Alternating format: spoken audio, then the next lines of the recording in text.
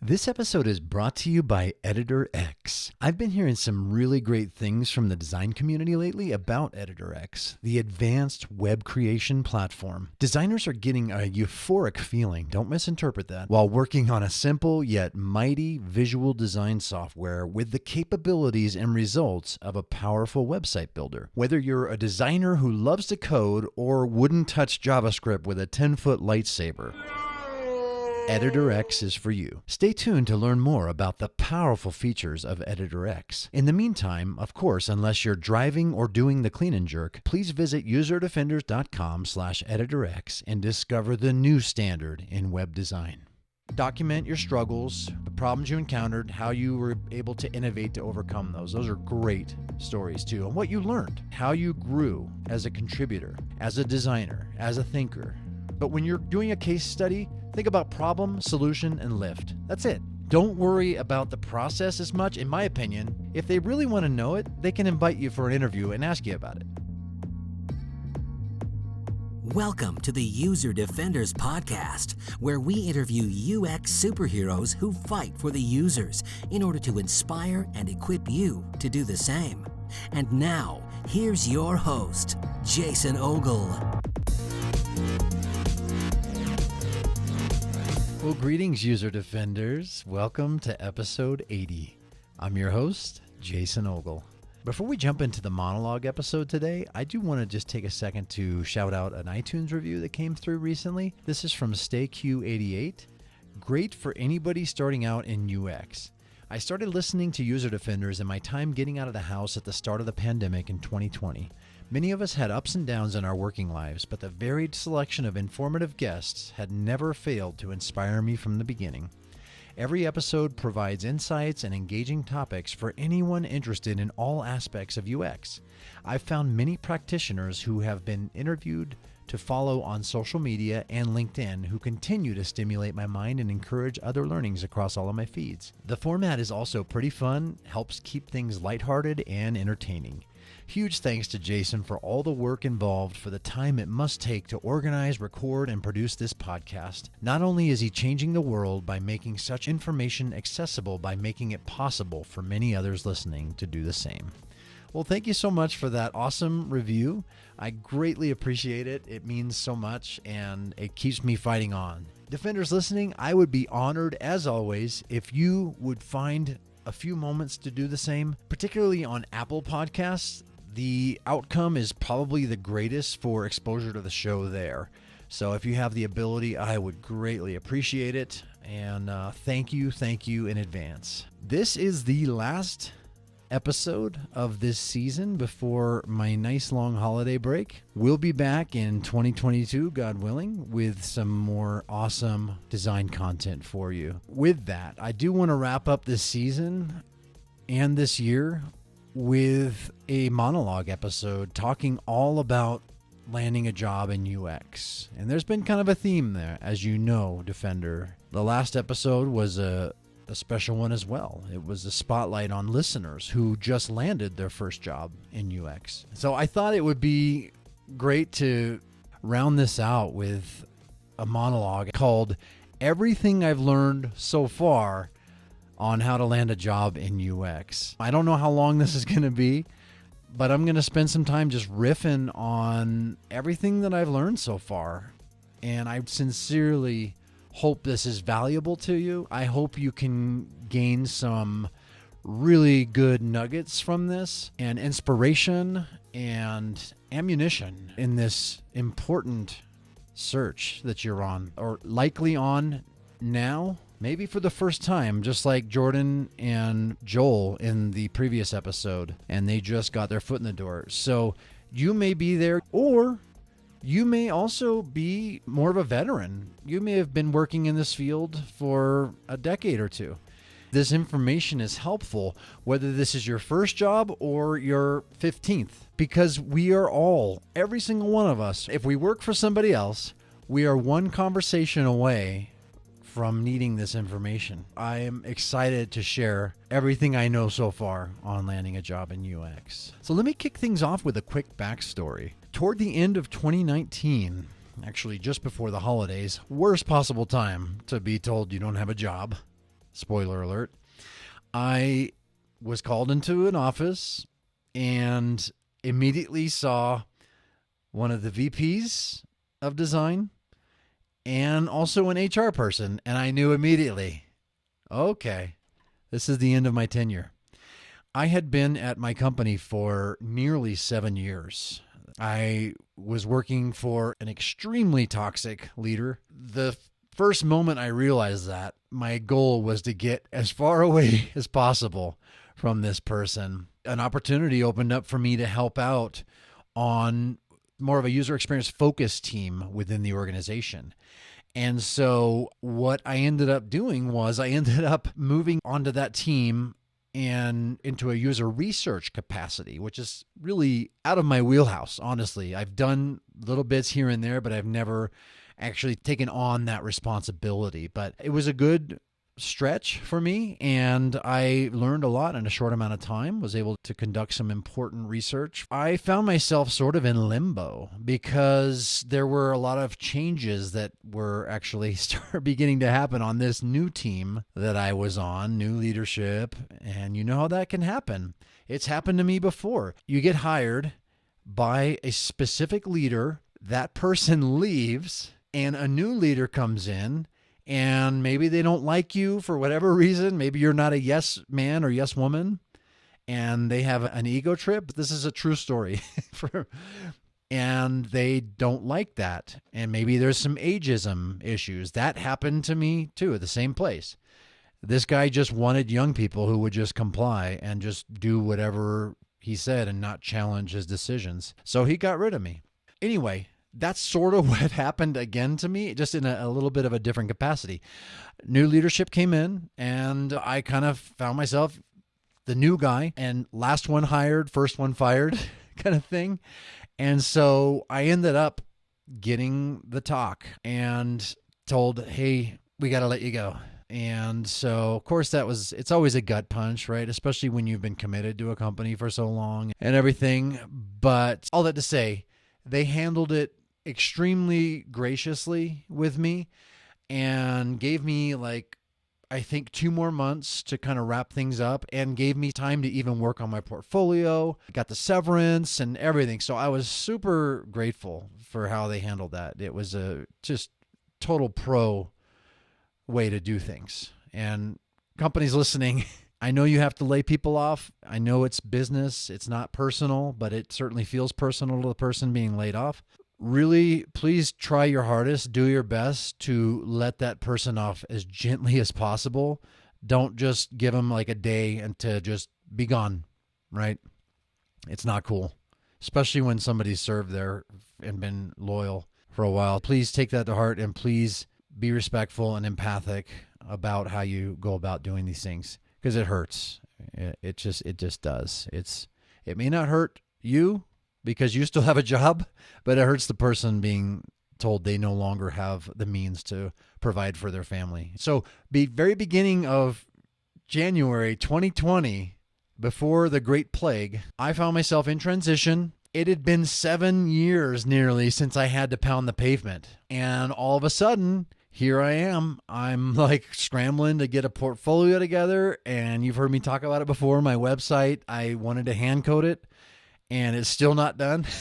And I had started it even before this happened. I was able to at least get a project on there, and I was able to at least kind of get a homepage together. It was a rude awakening for me to all of a sudden find myself on the hunt, to all of a sudden find myself searching for work. And I really, honestly, I felt like a fish out of water. That's the best way I can put it. It's been a long time. I didn't know what the market was like. And honestly, even in 2020, the supply of designers, I felt like, was much higher than the demand. It's been a journey, and I'm very grateful that my transitional period was only about a month. Honestly, I've been in transition for a year before, and that sucked. That really sucked. That was hard. And I was able to thankfully do some freelancing in the midst of that. But man, it's hard. I have empathy for you, having been in your shoes not long ago. So before I jump into really giving you as much information and knowledge that I've learned about landing a job to date, I really want to actually take a second here to sort of challenge you. And I honestly don't do this, and I haven't really done this before. I want to ask you sincerely, and I want you to ask yourself, do you really want to do this? Do you really want to do this? I was reflecting on this a little bit, and I love this stuff so much. Obviously, I love this work. I love talking about it. I love talking to others about it. And I love inspiring new designers. It's one of my favorite things. And honestly, I never get sick of hearing when you tell me, thank you so much for what you're doing because of your podcast and this information that you shared and your guests shared. I got my first job in UX. I never get tired of hearing that. But I realized something about myself in reflection, and particularly before even thinking about doing an episode like this.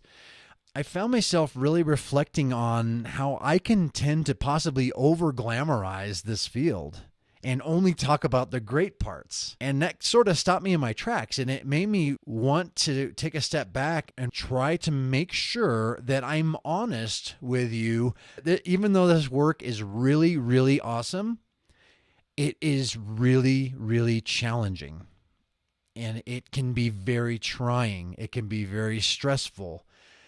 It can be deflating. I'm going to take a few minutes here, and I'm going to challenge you. I'm going to challenge all of us, especially defenders, especially you who are trying to get your first foot in the door, that you haven't worked in this field before, but you have done enough research. You've listened to this show, maybe listened to a few episodes, and they're inspired you, and I'm glad for that. I really want to talk to you especially because folks that have been doing this for a while, you may already have an idea, but still tune in, listen to this, because I really think this is important to count the cost of this work. One of the big challenges, which is again is a great thing, and I enjoy this particularly, but it also makes my head hurt, is solving some really big problems. UX is all about problem solving and trying to make life better for people you've never met. Think about that. There's a lot of sacrifice, and that's why I say it 100 times, but the superhero metaphor really works in this field because you are laying yourself down for people you probably have never met and you may never meet in your life, but you have empathy for these folks because you're trying to help them. You're trying to solve a problem they themselves cannot solve on their own. That requires a lot of effort, especially the big problems. Small problems are easy and they're fun to solve. The big problems, it'll make your head hurt. And honestly, sometimes it'll make your heart hurt. Okay? So I want to put that out there, especially if you're working on complex software, which thankfully in my new job, I am doing a lot of that. So it's exhilarating and it's incredibly intimidating. Think about that. If you love solving problems, if you fall more in love with the problem than the solution, keep listening and keep pursuing this work because I believe you're going to do well. And I believe we're all going to benefit from that, from you being in this field, working. The other thing I want to say, you have to be okay with ambiguity. And you have to get comfortable with not having all the answers. And then here you go. I'm wearing a shirt right now that says your ego is not your amigo. That's honestly one of the pillars of doing this work and getting into this field. You got to check your ego at the door and you got to leave it there. Okay. If you don't, you're going to have a lot of problems in this field. And if you're a leader, God help you and God help the people that are serving under you because you're going to be a terrible leader. You got to be okay with admitting you do not have all the answers because you don't. And be willing to take it a step further. You need to be willing to find those answers wherever you can. And here's a great response. If somebody asks you, do you know this? Or like kind of looking to you to have the answer. If you don't know, be honest and say, I don't know the answer to that, but I can find out. Right? We have the canon of the world's knowledge in our pockets now.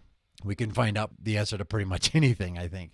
To be successful in this work, requires immense humility and confidence. It's a really interesting dichotomy, but it's possible. It's hard, but it's very possible. Because again, this is not about you. This is about solving other people's problems and providing valuable service, not shining a spotlight on how awesome you are. I'm sorry. If that discourages you and you want to showboat and you want to be the one in the spotlight all the time, this is not the work for you. That's a hard truth, but it is true. The best products that I've ever worked on and that I've ever seen always involve a team of very different people working together to make it so. If you have introverted tendencies like me, this is another one you're going to wrestle with. You have to take your headphones off, get out of your chair, and talk to others a lot. Okay? And now in this pandemic age of remote work, that means, of course, many more virtual meetings where you're talking and you can't see the faces and reactions of the folks on the other side. That can be unnerving because not everybody is going to have their camera on all the time, and that's fine.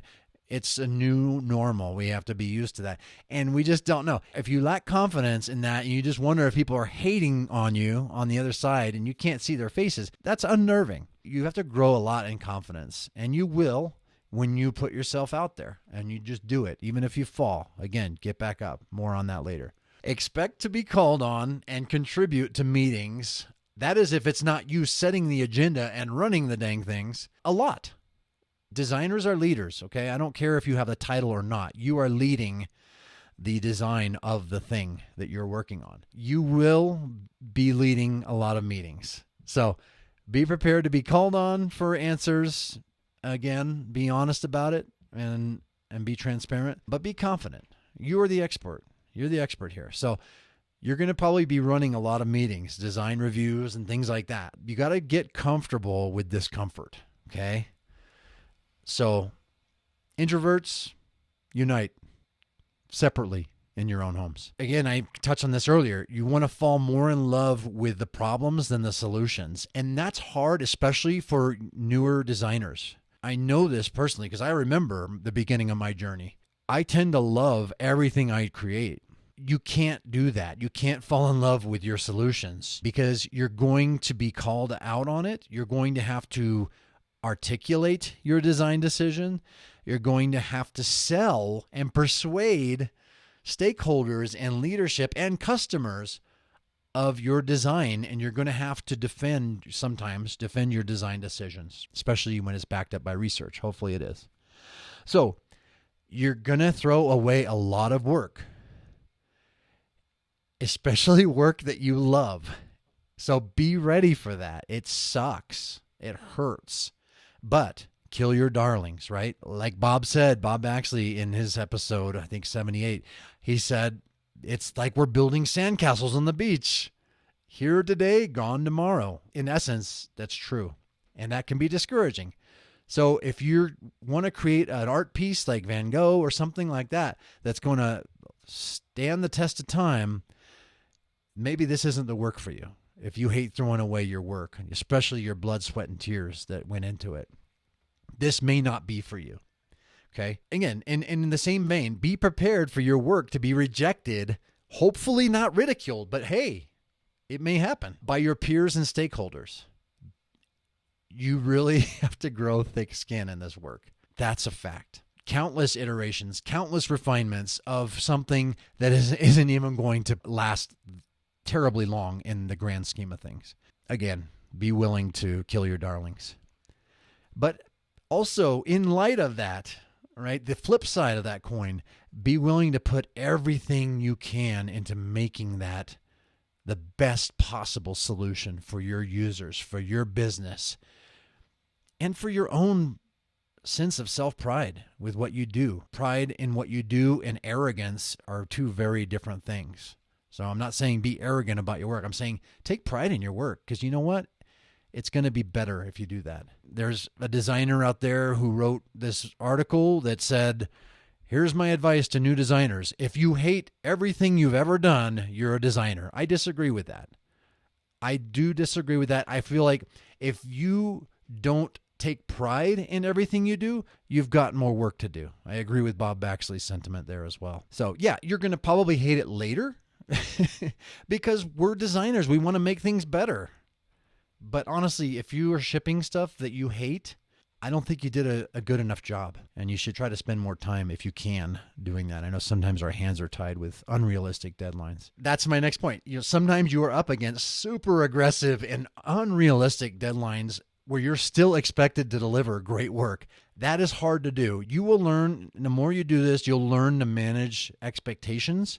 The worst thing you can do is to set such an unrealistically high expectation and not be able to deliver on that, and or burn yourself out whilst trying to uphold that standard that you yourself have set.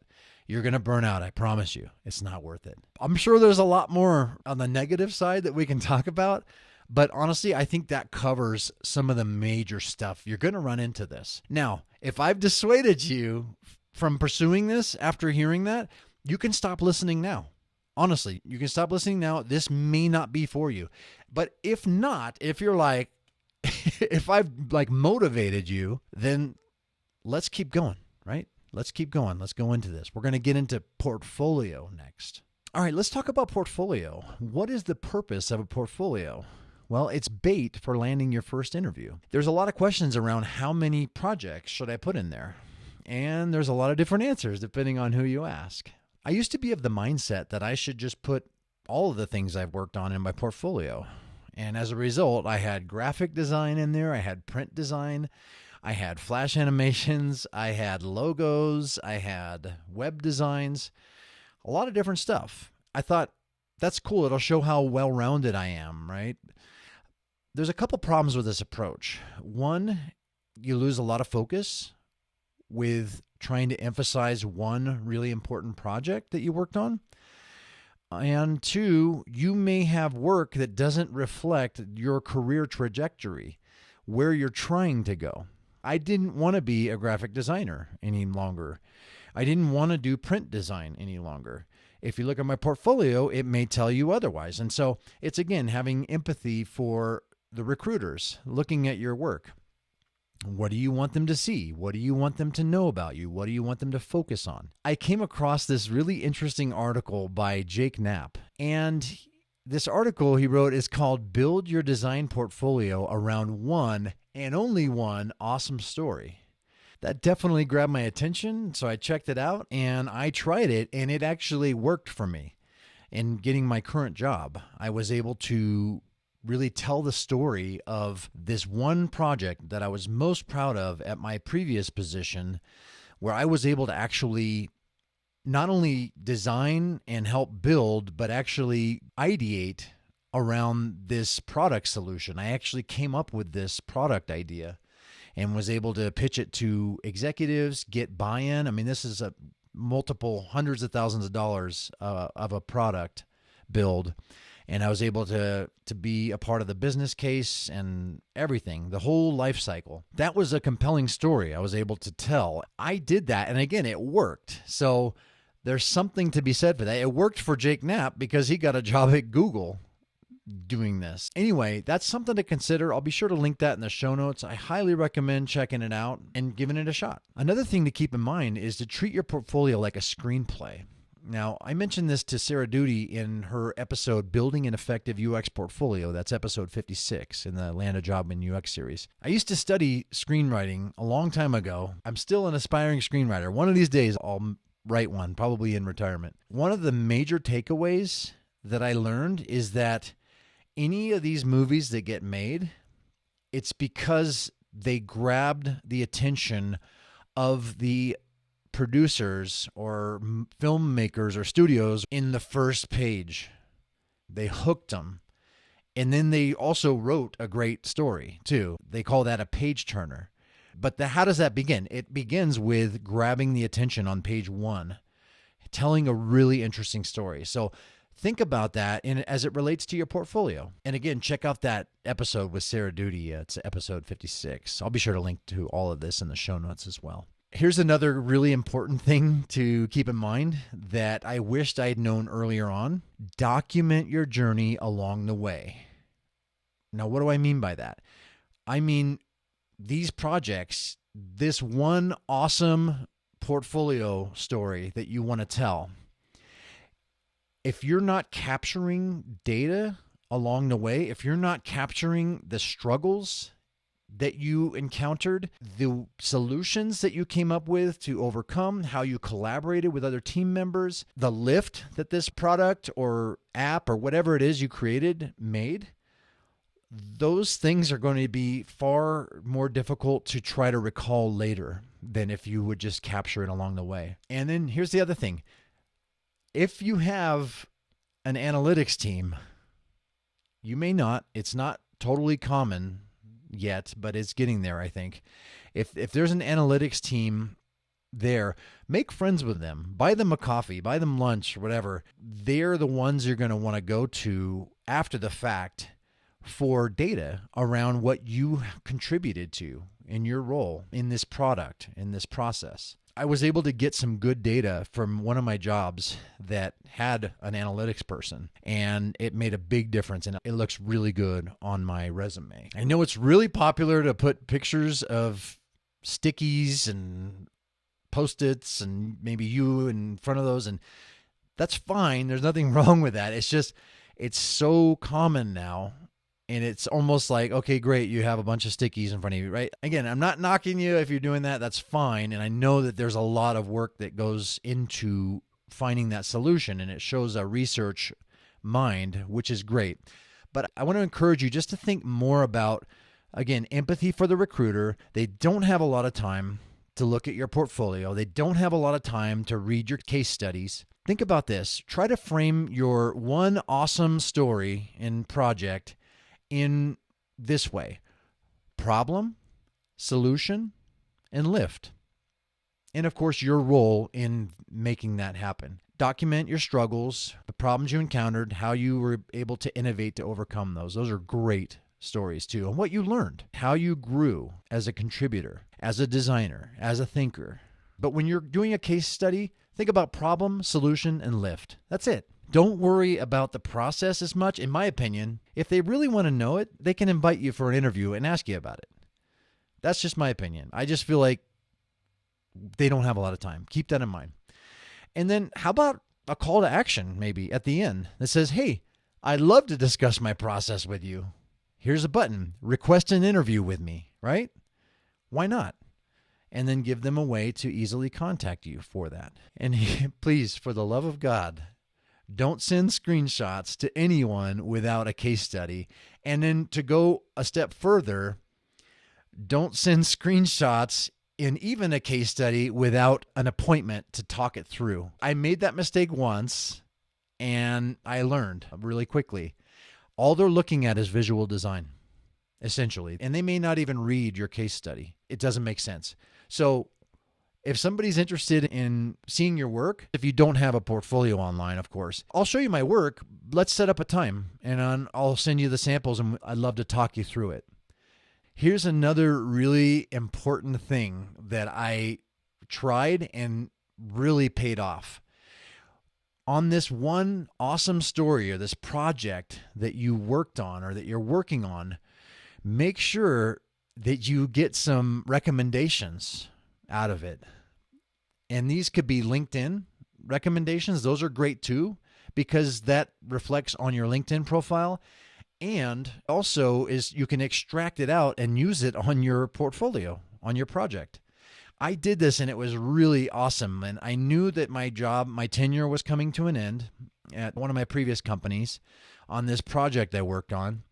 And so I was able to actually ask all of the folks that I worked with on this project for recommendations, for endorsements about my role in this project. It's awesome. People will generally oblige, and it just goes a long way. It continues to tell that story of what you did, what you accomplished. It's other people speaking on your behalf about your contributions and validates your story. So definitely check it out. I did this on my website, and I'll point you to it. You can see what I did there at jasonogle.com/work.html if you're interested. So CV or resume, Some of you listening may be going, well, what's the difference? A resume is typically one page with work history, brief summary of skills, and education. Nothing too personal. Strictly business, right? A CV equals curriculum vitae, and that's Latin for course of life. PhDs don't have resumes. They have CVs. Here's the challenge. Do both, a CV and a resume, and do it on one page. What I've done with mine is I've actually put accolades on the left, and those are podcast episodes, published articles on prominent blogs, etc. And what that does is just gives you that wow factor for recruiters to go, oh, wow, cool. This person has done some things. And it also gives them an opportunity to know you a little more if they're interested, to get inside your head and your heart as a designer. And some of you listening defenders, I know right now you're going, I'm just starting out. I don't have accolades. I get it. And I would encourage you, don't wait to be invited to be on a podcast or to be published in a blog. Just start writing. Just start contributing. Start sharing on your social channels. Start adding value right now where you're at. You have value to add, even if you're just starting out. Don't buy the lie that you don't have something to share and something to say that will encourage and enlighten someone, and someone that's in your shoes similarly right now. Start anywhere. Make sure you document those accolades. Put them in your resume. Start having a section in mind you'll add later. It does stand out for sure. You don't need that to get noticed. You don't have to have that to get a job, but it will help you. When I was just going through my transition in 2019 into 2020, I was very discouraged. I've got a lot of kids. We're a single income. I was concerned. All of a sudden, the livelihood that we had, the way to pay bills, etc., was stripped away from me. There's this tug of war, right? Emotionally. At first, you're like, cool, something new, right? We do like newness sometimes. We do like change sometimes. Sometimes we hate it too. But at first, there's this exhilaration of, cool, a new adventure is awaiting. And then after the first few rejections, you're kind of like, crap, am I going to find a job? Is this going to work? So I found the Ken Coleman Show, and I don't generally recommend podcasts, but I honestly, if you're in the midst of a search and you're feeling discouraged, I found a lot of encouragement from his podcast. He takes questions from listeners and he gives them great insight and encouragement. He's definitely an encourager, which is really helpful. And it helps you to feel like you're not alone. So check it out for sure. I'll be sure to link to it in the show notes. And here's the other thing I learned from Ken Coleman. He's got this resume guide that is so helpful. It's a template and it's structured like this. In the beginning of your resume, as early as possible, reference someone you know at the company. That makes a huge difference. If it doesn't land you that first interview, it will definitely get you to the top of the pile amongst the horde of resumes that they're probably getting on this role. So definitely always be networking. I'm going to get into that in a minute. But also when you're putting your job descriptions, your job history, no paragraphs, nobody's going to read that. Just bullet points. Just maybe 4 or 5, whatever. Bullet points of what you did and the success it brought. Simple. So the first time I tried this, it worked. Now, I'm not going to say this is going to work every single time, but I will tell you that I was super encouraged that the first time I tried this at what I thought would be my dream job, it actually worked for me. So I'll tell you the story really quickly. This is a nonprofit organization. They are all about rescuing kids from child sex trafficking. They use technology to do that. I just think that's a super important mission. And so I was looking at their website all the time, and I just never saw any UX design roles. But I kept looking, and I finally found one. It was right in the midst of my transition. I was like, perfect timing. I happen to know one person at the organization. I submitted that resume. I got a confirmation they received it, but I kept waiting. It took about, honestly, 2 months before I heard back. And by that time, I had already accepted a role at the company I'm still with presently. But I'm telling you, they did respond and they said, we would like to proceed with you. We'd like to move forward with you. Let's go through the next steps kind of thing. So I'm just telling you, I was so elated to get that validation and that confirmation that this worked. But here's the kind of the sad part of it is I had already accepted this role. I had already gone through the orientation, and I know how expensive it is for companies to do that. So I did feel some loyalty to where I was at, and I like the people I was working with too. I sadly declined moving forward with them at that time, but hopefully kept the door open for future. But all that to say, this worked for me, and you can check out my before and after resume on the show notes page at userdefenders.com/080. One of the most important parts of this entire process is networking. And you want to remember this acronym, ABN. Always be networking. Just as Andy Budd shared in episode 55, How to Get Your Foot in the Door, most jobs that he's hired for have not come from the spray and pray of the resume. It's always been someone knows someone, and someone inside the organization enthusiastically recommends that person. So with that, it's really important to always be networking and dig the well before you're thirsty. And I'm not on Facebook anymore because I kind of hate Mark Zuckerberg. So I deleted mine several years ago. And when I was on there, this happened all the time. I would get a DM and I would look at the sender, and it would be somebody that I knew or worked with or went to school with, whatever, many years ago. And I hadn't talked to this individual for like 10 years or more. And so there's that initial like, oh, cool. That's neat that this person thought of me and is reaching out. And then you go to open the message, and it's them asking you in just a really canned, impersonal way to like sponsor their marathon or something.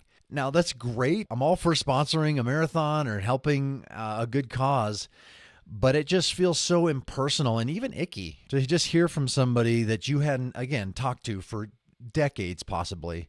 And the first communication, the first point of contact is them asking you for something. That happens. That's not the way to build your network. That's not the way to foster your network. Dig the well before you're thirsty. It's far more natural and authentic, not to mention well-received, to hit that person up when you're in need, if and when you've kept the relational fire kindling. Now, I'm going to raise my hand here and say I am not great at this. So I'm kind of talking to myself too here. I have more of an introverted personality, so this does not come natural to me at all. But here's an idea. Maybe once a day, go through your LinkedIn or your Twitter or whatever social network that you happen to use the most and have a lot of business connections to, especially I'd say probably LinkedIn. Go through your connection list and look for somebody in there and just send them a note. Don't ask for anything. Just send them a note and sincerely just say, hey, I was thinking of you. It's been a while. How are you? How's your family? Is there anything I can help you with? Even offer to help in some way. It makes a difference. And there's the rule of reciprocity, right? I won't get into that too much, but it's a psychological principle. When you do something good for somebody, they naturally want to respond and do something good for you. So again, please let your motivation be sincere. Don't try to give to get. We all have BS meters. I'll get into that a little more in a little bit. But we know when somebody's trying to get something out of us for a lack of good motivation. So keep that in mind. Hollywood is famous for saying it's all about who you know. And I want to kind of disagree with that a little bit. It's not all about who you know. It's all about who knows you and who will enthusiastically endorse you for an opportunity and think of you even. We're building our personal brands all the time. What are you known for? What do you want to be known for? Work on that. Work on your personal brand. Let people know who you are and what you're really all about. When there is an opportunity, somebody will think of you. If you're known for something, they'll think of you. So keep that in mind. Just keep fostering your network. And I'll just end this section with this. Most of my opportunities that came my way, especially the great ones, have been through people who knew me and enthusiastically endorsed me. Always be networking. As designers, we know we need constraints, but we also want Like my manager says, get creative inside the box. Thankfully, Editor X gives you absolute design freedom. The workspace is so intuitive, plus they've combined CSS control with smooth drag and drop. You get developer-level control in a designer's world, so there's total accuracy while crafting entirely responsive, killer layouts. Good design is good business. Another super impressive feature of Editor X is its integrated business solutions, including easy-to-use e-commerce tools, blogs, events, and booking systems. You'll feel like a superhero knowing whatever web magic you create will fulfill the needs of any top-tier brand. Finally, while I don't believe time is money, reduced time to market can certainly save you and your company a buttload of it. Take comfort knowing you'll be creating beautiful and powerful sites in no time, since Editor X streamlines the workflow and enhances collaboration. Ever innovating like good designers should, the folks behind Editor X are always making things better. They recently launched shareable design libraries, and I've got the inside scoop that there are more game-changing team features coming soon. I can keep talking about it, but you should really go see it for yourself. Visit userdefenders.com/editorx and discover the new standard in web design. When it comes to applying, as if you didn't already need thick skin being a designer, you definitely need it and to grow it when you're applying for jobs. I love what Brene Brown says, strong backs, soft fronts, and wild hearts. It's not rejection, it's redirection. Always keep that in mind. That's something I learned from Ken Coleman. And it's important to keep that framed because you don't want to end up forcing a door open that wasn't meant to be opened for you in the first place. More on that later. One of the big questions in our industry that I've heard many times, it's a very important question, is I can't get a job without experience, and I don't have experience because I don't have a job. And the answer always seems to be something to the effect of make your own experience. Find areas in your sphere of influence, in your local business arena, that you can affect change on and build a case study. It's not easy, but it's possible. And if you can even get one case study, one project that you've made, if you're not in boot camp, I know that boot camps will do that with you, you can make your own. Don't depend on somebody else to do this. No one's coming to save you. So really, I just want to encourage you. You can do this. You can make your own project, and you can document your case study and show that on a website, and you can put that on your resume. It does count for something. And to me, honestly, if I'm a recruiter, that shows initiative. If I look at your portfolio, if I look at your resume and I see that you actually came up with this project without being told, all on your own, to me, that shows a lot of unction, a lot of initiative, and a lot of growth mindset. And I'm attracted to you already. You can apply for what you already have experience in, or you could do something that's the next logical step up. Now, if you have enough runway, definitely apply for your dream job. I think about real estate. I've seen this house probably for the past 4 or 5 months show up in my next door feed. I think they're listing it for $1 million, and it's a local property here. I don't think it's worth that much, and obviously neither does anybody else because they can't sell it.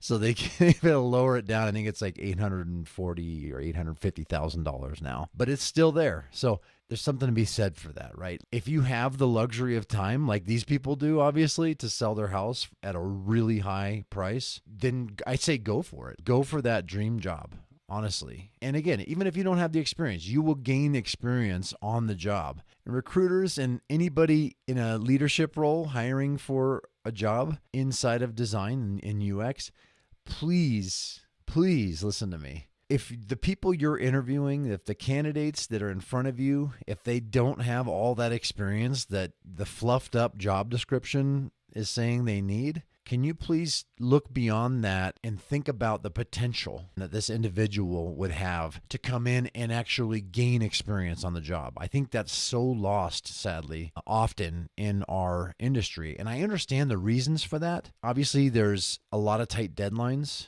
And it's hard. We're in a situation like that now. We need more team members, but we don't have the luxury of bringing on a junior at this time. We have done that, and we actually have been able to bring, I think, 3 juniors up when we had more runway, more luxury, less really tight deadlines, and less compounding projects. That was more possible. It's not always possible, I get it. But I think the most important thing, and the thing that gets overlooked often, is potential.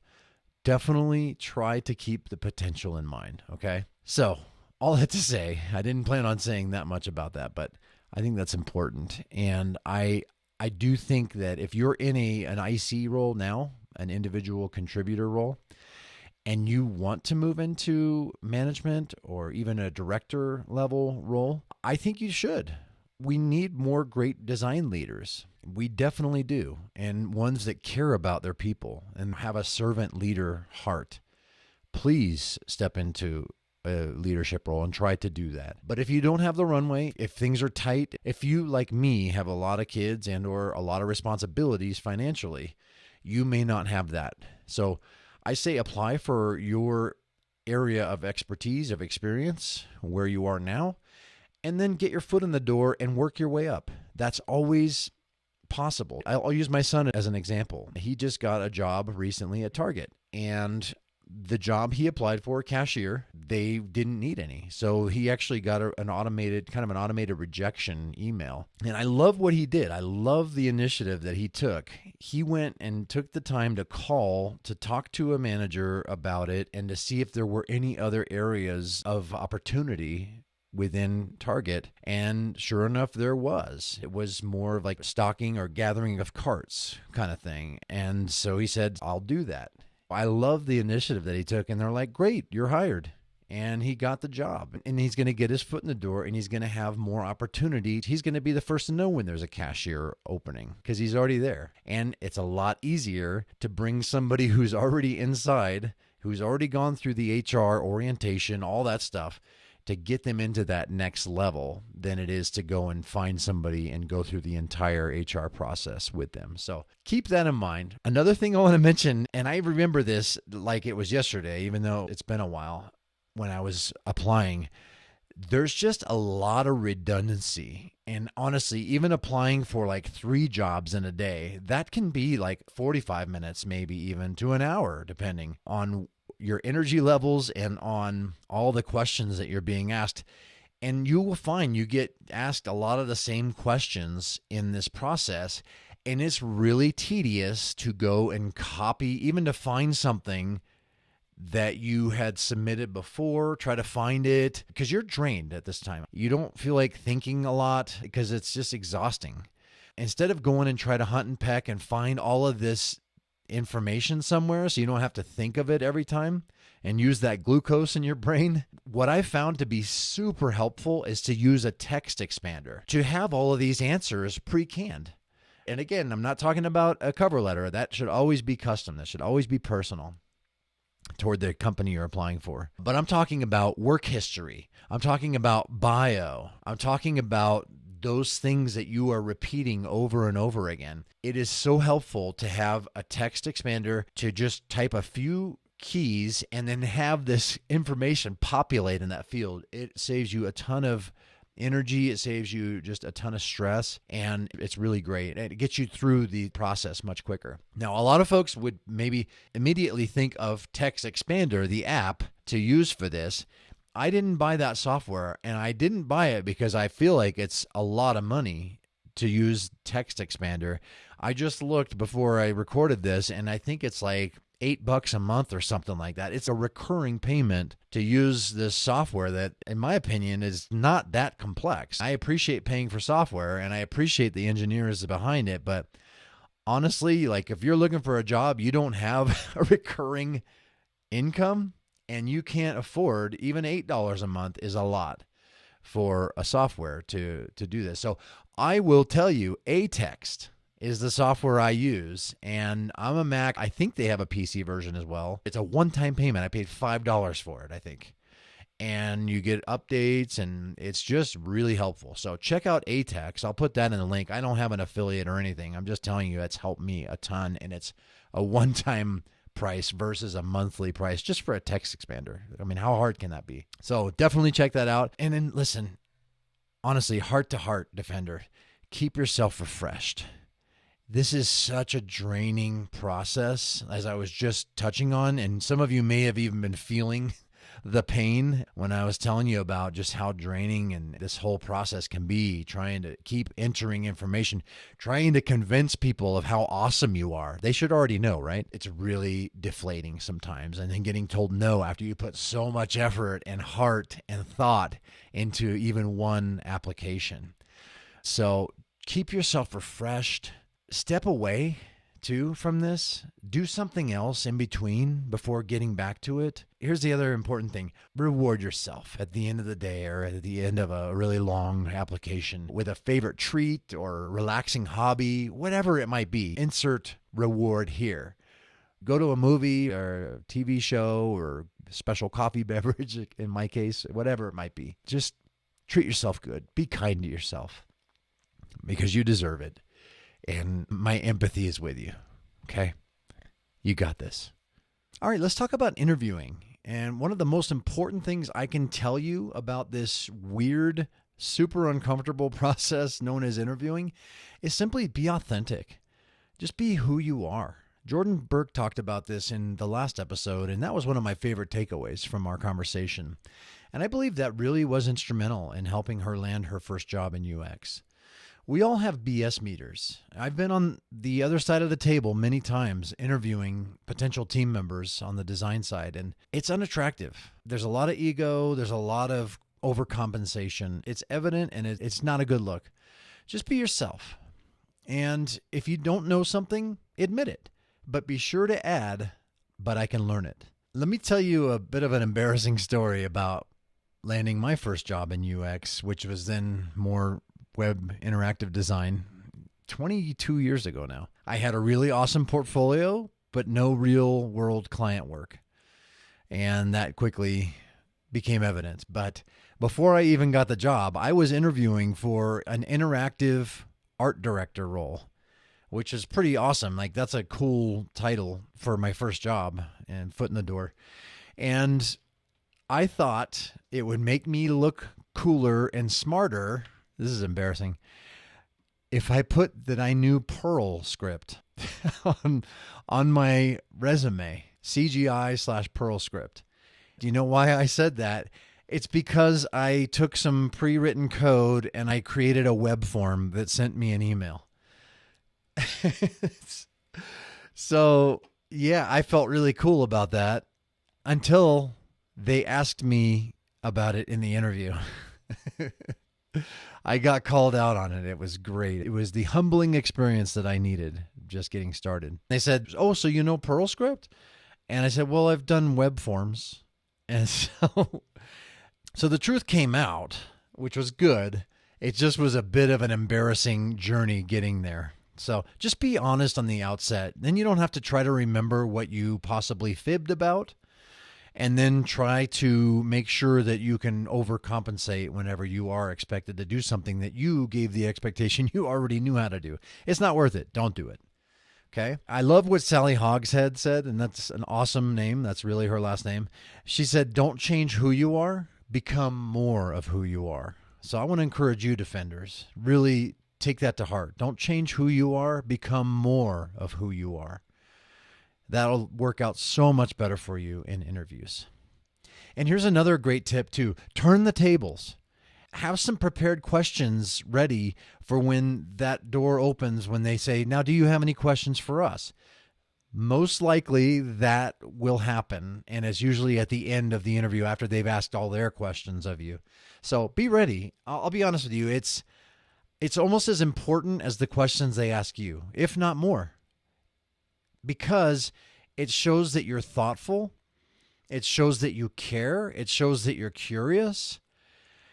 And it shows that you have a sincere interest in this role. I'm more concerned when I'm interviewing a designer and they don't have any questions. Do they not care about this role as much? Because I would rather hire a designer who does. I'd probably end up passing on that person. Are they not curious? Are they not invested in this opportunity? Take that to heart, defenders. That's really important. Have some prepared questions. I'll tell you about a couple that I have in a second here, but Andy Vitale, we talked a lot about these things in episode 57. That's a part of the Land a Job in UX series. The title of the episode is Interviewing Like a Boss, so highly recommend checking that out. I'll have links to all of these in the show notes, defenders, so you can check that out. But here's one thing I want to really encourage you to do also is to vet the culture. Please vet the culture of the organization that you will be hanging your hat at, whether literally or virtually. My buddy Justin Dower and I talk a lot about this in his Land a Job in UX episode 58, right after Andy's, and we talk about finding the right cultural fit. I definitely recommend checking that out as well. You'll likely be spending more time with these people than with your loved ones. Make it count. Also, keep this in mind. How you're treated during the interview process is a great indicator of how they'll treat you once you accept an offer. Think about that and really strongly consider that. I think some of the most pain I felt in this process personally has been when I've spent so much time filling out an application, answering all the questions, really putting a lot of emotional labor into selling myself. We're marketing, just like we talked about in Seth Godin's episode. We're always marketing all the time, whether we realize it or not. And especially in the interview process, you are marketing your personal brand that you have created for yourself, whether you realize it or not. That's another thing that I hadn't even planned on addressing. If you haven't already, start building your personal brand now. What do you want to be known for? What do you want people to think about when they think about you? Those are good things to consider now. Your personal brand will follow you. I'm going to share a couple of my favorite questions to ask when I'm trying to vet the culture at a potential opportunity. What do you love most about the leadership here? That's really important. We don't think about that maybe immediately when we're looking for a job. We just think, hey, cool, a job. I need a job. I get to do design. Awesome. Yes, those are all great things. But how's the leadership? Because the leadership in any organization will determine the culture throughout the entire organization. Those things always trickle down, always. And if the leadership is lacking, if they don't really care about their people that much, if they abdicate a lot of their responsibilities of being a leader, I'm not just talking about from the very top, I'm talking about departmentally too. If they're just not caring about you, that's going to affect your experience. I guarantee it. And in fact, it may not even be an apathy thing. It may be just like your leader is an egomaniac, quite possibly sociopathic narcissist. That sounds extreme, but I'm not kidding. I've worked for people like that. I can think of two right now, and just within the past 10 years that I've had that are that way. And it's toxic. It's completely unhealthy. And they're literally killing you one day at a time. Consider that. Count the cost of where you land, where you accept an offer. I didn't plan on talking about leadership that long, but honestly, it's that important to make sure you know about the leadership as much as you can. And don't just take the word for it of the people interviewing you, because of course they're going to make it sound great. I would say try your best to find someone on LinkedIn who works there that you know or have a network connection to. And thankfully, LinkedIn has some pretty good algorithms that reveal that to you with your connections. Try to hit that person up or get an intro to somebody over there and just ask them, because who better than the people who are already there, right? Working in the trenches. Vet the leadership. People don't leave companies, they leave leaders. Here's another one I ask. What gets you most excited about coming to work here every day? You can get some good insight from a question like that about what folks are really excited about. And I honestly, pay attention to the facial expressions. if you have the opportunity, pay attention to the facial expressions when you ask that, and also the hesitancy. If there's a hesitancy, that might be a red flag that they're having to kind of scramble to come up with something to make it look good. So that's important too. Here's another one that's really good to ask. And again, I'm giving you some questions that I ask. I'm not telling you need to ask these questions. In fact, I would encourage you to try to use these as springboards and then come up with your own questions too. You may have some even better questions than this, but here's another one. What's the collaborative spirit like with design and engineering? That's important, right? Defenders who've been in the industry for a little while, how many times has that been a challenge for you when you're trying to build software and design and engineering are just butting heads all the time, and there's a lot of questions around who owns what, and there's a lot of peeing matches, if you will, about this. There's a lot of ego, and that can happen in an unhealthy culture, in an unhealthy environment, and especially one where the UX team hasn't earned the respect that they've been trying to gain, or in a low UX maturity organization too. That will happen. Engineering will generally be the final decision makers on a lot of the design stuff that you're trying to fight for.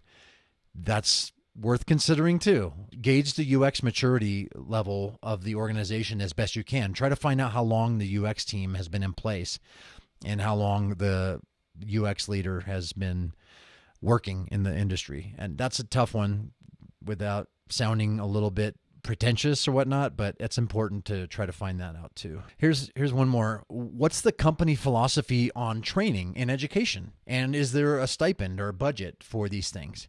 That's pretty important, right? This is a good indicator of how much the organization and the leadership values its people. If they're willing to actually put skin in the game and fund your growth, knowing that you will likely eventually leave them and use that somewhere else. It's a good indicator of the amount of trust they have in their people, and again, the amount of care they have for the people there. I'm always concerned if there's no budget or no emphasis and strong philosophy on growth, and also allowance of time to continue to grow. We know this field is constantly evolving. It's ever changing. So if we don't have the opportunity to stay sharp and stay on our game by continuing to learn, we're going to fall behind, and it doesn't take very long for that to happen. So, important things to consider. And it's easy to overlook, especially if you're desperate for a role. Because like Montiero said, staying alive is not a soft skill. Just do your best with this. I know it's tricky. There's no real science to this. There's a lot of subjectivity, again, because every person you talk to is going to have their own bias. They're going to have their own points of view and outlook. And so you're just there, you're being authentic, and you're being honest, and you're keeping your cool, and you're being confident too. The best you can. I know it's nerve-wracking, but be confident the best you can, because they can also see and smell that. And we talk about that again. Check out Andy's episode 57. We talk about some tips on how to calm yourself down in the midst of this nerve-wracking process. The last thing you want is to be doing what you love in a super toxic environment, especially if it's your first foot in the door. It can give you a real false sense of how great this field actually can be in the right culture and with the right leadership in a mature UX-driven organization. Now let's get into negotiating. This is one of those things that's really tricky. And there really is no science to this either, because again, subjectivity, depending on where you live, depending on what the role you're applying for is, depending on your experience, those are all factors that will determine your salary for your role. If you struggle with confidence in your skill set, it's going to be hard for you to ask even what you are deserving in this role. So I want to encourage you right now, don't be swayed by feelings. Go after the facts. If you are lacking in some skills, you can learn that. And if the organization you're applying for is worth its salt, they're going to foster the ability for you to learn on the job. And if they don't seem to do that, pass, move on, Find another organization that does understand that you're going to learn on the job. I think it's ridiculous, some of these junior level job descriptions in UX. 5 years experience for a junior level, that's completely unrealistic. So definitely do your best to keep a pulse on the going rate for the role you're applying for in the area you live. Now with virtual, this doesn't matter as much. This mattered a lot more before virtual workforce was the new normal. So that's one thing that's really, really cool about where we're at presently in UX and in technology and being a knowledge worker. And I'll be honest with you, the best thing, in my opinion, that I've seen come out of COVID is the move to virtual workforce. Trusting your people that they can actually get work done in their home. I think it's so stupid that that was even an objection before. If you can't trust your people, then why did you hire them? If you can't trust that they're professionals and they're going to get their crap done, maybe the problem is you. You know, I'm getting a little fueled here, but it's so true. Thankfully, this is becoming the norm, and I know a lot of folks are going back to work in the office, and that's great. I know that many of you may be extreme extroverts where you're just like, can't wait to get back in around other human beings, and I respect that too. But for the rest of us, it's great that the playing field has completely been leveled as a result of COVID and the opportunities that exist. If you're a U.S. citizen like myself, you could be working virtually in Ireland or Australia. Like, it's kind of mind-blowing, isn't it, if you think about it? And you can be working, if you live in El Salvador or Uganda, you could, and you're not used to making a very high wage because of the economy and the way things are, you could technically be somewhat of the equivalent of a millionaire, I would imagine. If you got a job in New York City or one of these high-paying, San Francisco, one of these high-paying locations, you should be able to get what they're paying their other people where you happen to be for the work you're going to be doing. And if you're not, that's kind of messed up. You should look into that. We should talk about that, because I'd love to hear about it too. There may be many of you listening who you're just trying to get your first foot in the door, and I respect you. I respect this journey. I know how hard it is. Keep going. You may be closer than you think. But for those of us who have been in the field for a while and we're going on to our next job, always make sure you ask more than you made at your last job. You want to see a growth trajectory as much as possible. And I know the economy can sometimes play a role in this, but generally speaking, you should always ask for more than you made at your last job. That's just how it should be. Cost of living increases. We don't get raises until we get a title change often. And a lot of us ICs, we don't want a title change. We don't want to be a director right now necessarily. We don't want to be a manager. We want to design. And you just will not be designing the way you're used to, the way you like to design as a manager. You won't. You'll be doing a lot more administrative work. And as Bob Baxley said, I agree with him, and he would know, you're designing still, it's just in a different capacity. It's in a different way. You're designing the organization's success as it relates to people more than as it relates to artifacts and digital outcomes. So that's something to consider as well. One more thing that I want to leave you with on the negotiating side, and this is advice that came from a manager that I had. Every spring and every fall, take a look at your resume, touch it up, update it. Same with your portfolio. Get some fresh work in there if you need to, and put it out there. You have a lot less to lose because you're employed. Married people are more attractive. That's the truth. You're in a less desperate situation when you're looking for work when you already have a job. I know this to be true personally. So do that and just see what happens. If anything, you're just staying sharp in your interviewing skills, and you're also keeping your confidence high. And I think most of all, it's giving you negotiating power for pay raises. Because think about this, like I just stated a bit ago, you will not likely be getting any raise other than possibly a cost of living increase. I hope you're getting that. Even if it's 1% to 2% or even more would be awesome, which is not very much, honestly. You're not getting a significant raise unless you get a title change, and that you're not getting a title change unless you want to generally go from being an IC to a manager or a director or even an executive level, right? So this gives you the negotiating power to ask for a raise where you are now and show the evidence that I got an offer somewhere else. I want to stay here. I like this job. I like the people, but I need more money. Cost of living's gone up. My salary has not for the most part, and I need to grow. I need to keep growing. So I'd like to do that here, but if not, then I have an offer for this X amount of dollars somewhere else. Can you and will you compete with that? Boom. But again, always be confident. Always stay brushed up on your portfolio and resume. It's just good practice anyway. And never settle. Never settle. There's a lot of opportunities out there. Design, thankfully, is finally getting the recognition that it deserves within organizations. It took a while. We're still not completely there yet, but we've come a long way, baby.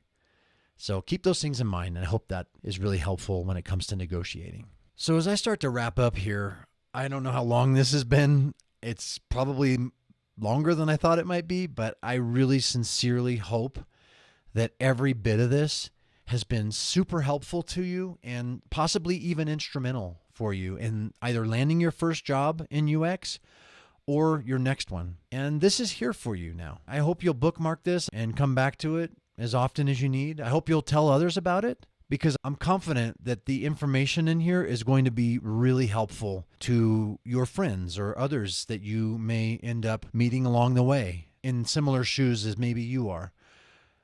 Where again, like I say, every single one of us, unless we work for ourselves, we're only one conversation away from needing this content again. I really want you to know that I have empathy for you. I know firsthand, having done this not too long ago, it's exhausting in every way, mentally, physically, emotionally, spiritually. You really do have to have thick skin and steel resolve. But I know you, Defender.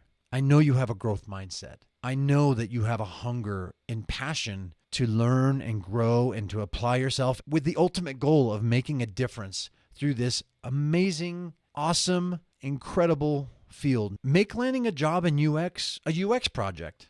UX this stuff, right? That's what we should be doing anyway. We're designers. Design, research, test, iterate, repeat. If you have the opportunity to ask why you were passed on, ask it. If they can disclose it, the reason, you can learn from it and you can iterate again. Maybe you don't need to know why. Just take the quote-unquote rejection, which I like to reframe as redirection, and use it as empowerment. I did this, and it really helped me frame this in a much healthier way than I'm no good, I suck, I'm never going to get a job.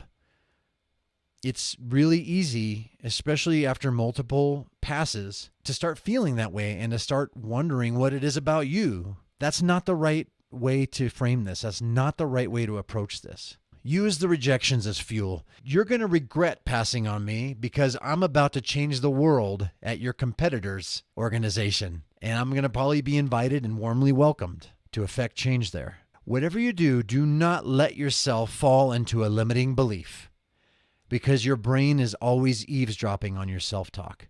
And you know what? After multiple times, your brain will start to believe it. And it's not true.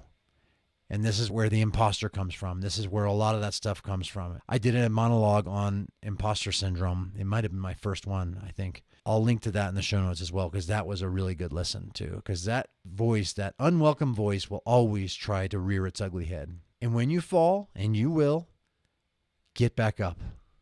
Everyone falls. Not everyone gets back up. In fact, I want to draw your attention. Those of you on the video, you can see I have this tattooed on my forearm. Fall 7, rise 8. It's a constant reminder that no matter how many times I fall, as long as I rise one more than I've fallen, I'm on the right track. And that's taken from Proverbs 24:16 that says, though the righteous fall 7 times, they'll rise again. And I just want to remind you, you can do this. It's not out of reach. Use this information, use the content, build your network, all the things we talked about today. Actively work on this stuff. It will pay off. I'm confident in that. Reach out and let me know how it's going. I really would love to hear, especially if this content helped you land your first or next job in UX. That would greatly encourage me and makes this all worthwhile, this labor of love. So that's it. You got this, and keep fighting on. Never stop fighting on. Share your takeaways, Defenders. I'm at User Defenders on Twitter, and I'm also on LinkedIn at Jason Ogle. I would love to hear from you and just hear how this made a difference in your life and in your career. I'd love to share that with others as well to encourage them. So definitely do that. I would really be honored if you would talk about the episode, if it's made a difference for you. If it hasn't, I don't really want to hear about it. No, if it hasn't, I still would be interested in hearing about it, but less so. Definitely want to plug, again, the Land a Job in UX series, userdefenders.com/UXjob. And I do want to give a couple Patreon shout outs really quickly here. I've got Adnan Puzik joined recently. Hey, Adnan, thank you for coming aboard. And Ellen Bibb. Hey, Ellen. And Ellen and I mentioned this in the last episode. We did a one-on-one, and it was really cool to get to know you, Ellen, and kind of see where you're at and how you're really using the content to break in with your first more UX-focused role. So I got high hopes for you. I know you're going to do great. And I want to thank Editor X for being with me on these last few episodes and even before that. They've been a really great sponsor, and they've helped keep the lights on here on the show because there's a lot that goes into this. There's a lot of various bills and things that are required to keep this thing going. So I greatly appreciate Editor X. Please help me thank them by checking out their offering. They're making a really cool product to help you accelerate your website designs. Check it out, userdefenders.com/editorx. Lastly, I'm going on a nice holiday break.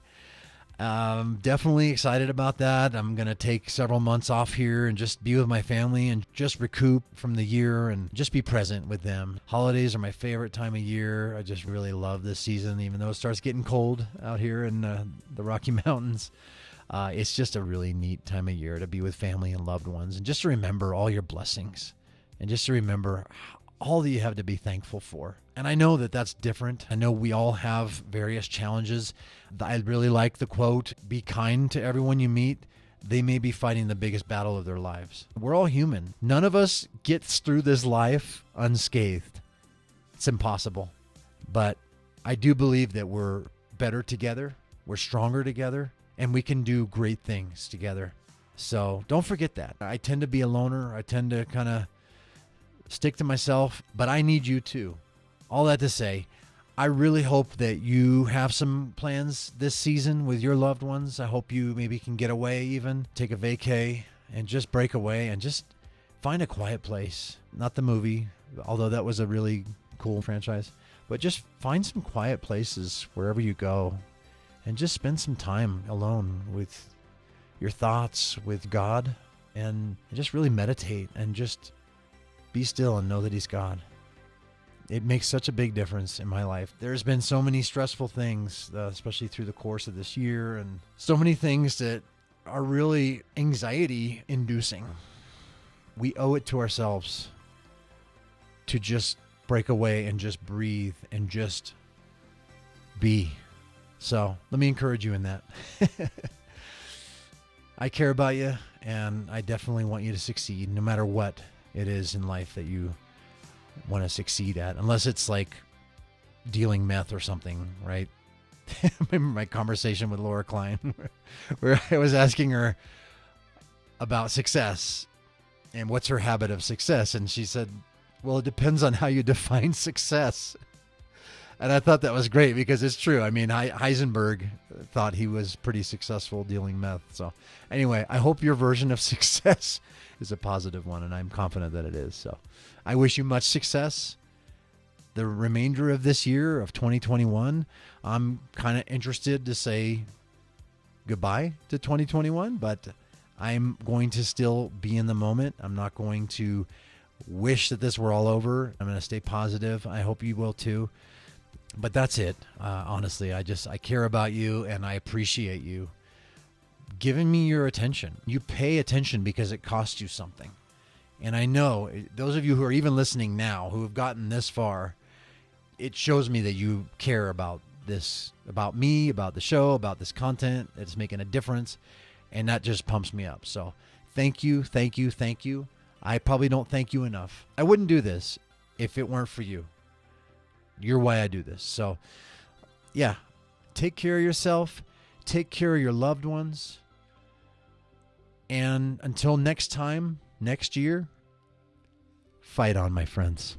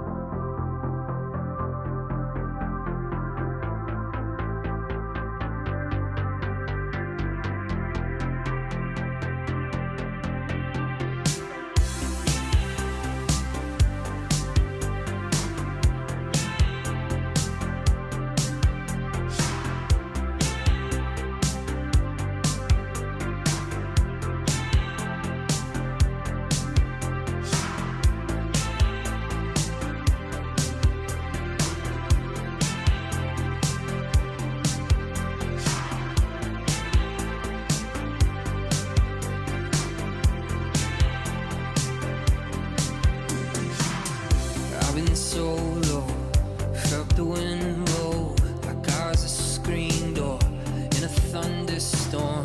Yeah, I've been down, you've been laid out, but you always were what I came here for.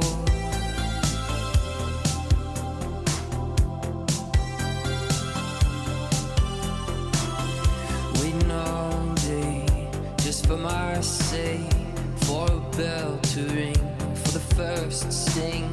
Yeah, I've been blue, that ain't nothing new. It's you, my friend, why I get up again.